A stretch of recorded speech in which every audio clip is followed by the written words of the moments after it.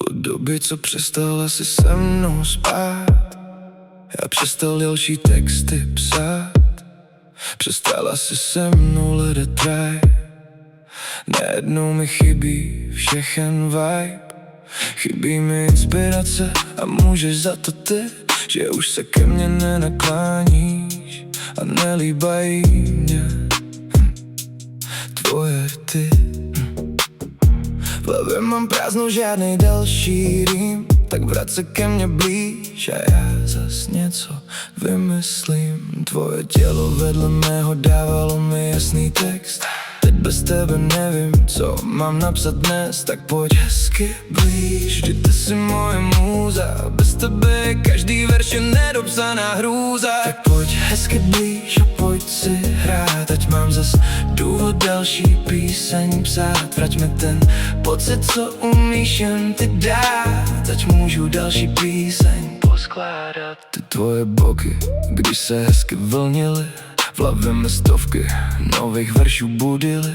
Stačil tvůj pohled, hned měl jsem o čem psát. Teď koukám do papíru a nevím jak dál. A ty tvoje nohy, co dokázaly kolem krku se mi splést, ty nejlíp ukázaly mi, jak napsat další text. Stačilo, když ses přiblížila a já ztrácel pevnou zem. Najednou měl každý verš svůj vlastní směr. Každý další sex dal mi do hlavy tisíc věc. Stačilo tě cítit blízko a měl jsem vlastní svět. Každý dotek proměnil se v další nový rým. Teď tu sedím bez tebe a nevím o čem psát s ním. Tak pojď hezky blíž a pojď si hrát, ať mám zas důvod další píseň psát. Vrať mi ten pocit, co umíš jen ty dát, ať můžu další píseň poskládat. Tak přestaň blbnout, vždyť postel je tam, celou jí zas rozházíme a další námet mám. Vrať mi zpátky ten chaos, co dokázal mě hnát, protože bez tvý blízkosti už nemám o čem psát. Tak pojď ještě blíž, ať se mi rozběhne tep,